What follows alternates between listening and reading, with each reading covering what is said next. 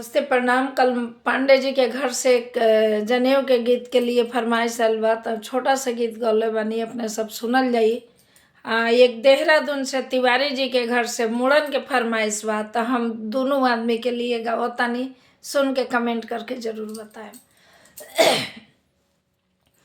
अरे भैया के बाड़ो रोजी रोजगार चयन दिलेला पर में। अरे भैया के बाड़ो रोजी रोजगार चयन दिलेला पर में।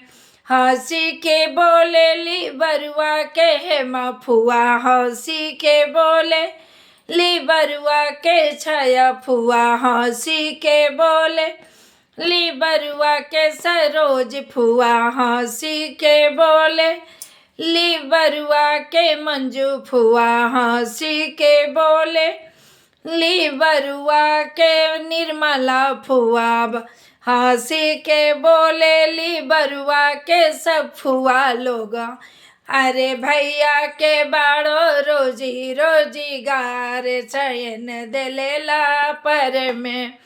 अरे भैया के बाड़ो रोजी रोजगार चयन दिलेला पर में।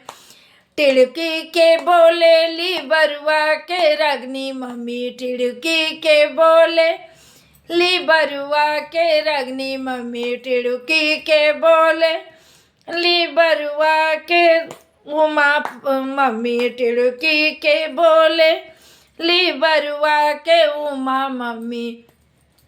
अरे हम करबो थाना में FIR चयन पे हाजत में। अरे हम करब थाना में FIR चयन पे हाजत में। पहला अमानत हम थाना में दे हवे, पहला अमानत हमें थाना में दे, पहला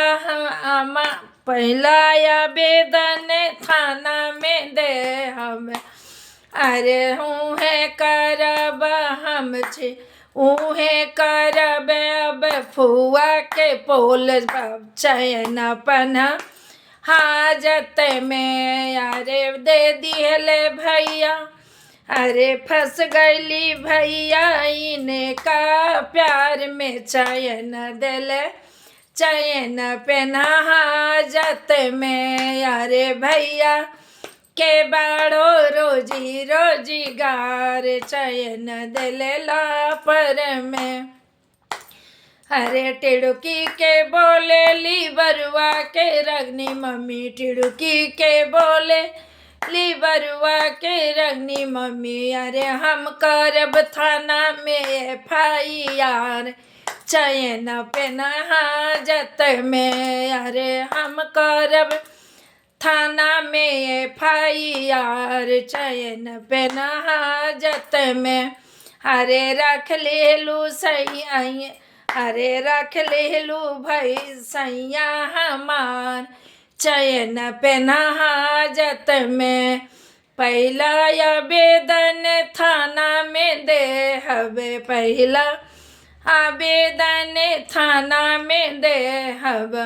अरे रख लेलू सैया हमार चयन पे हाजत में। अरे रख लील हम करब थाना में FIR चयन पे हाजत में। धन्यवाद। सुन के जरूर कमेंट करके बताएं, शेयर कल मत भूलें जा।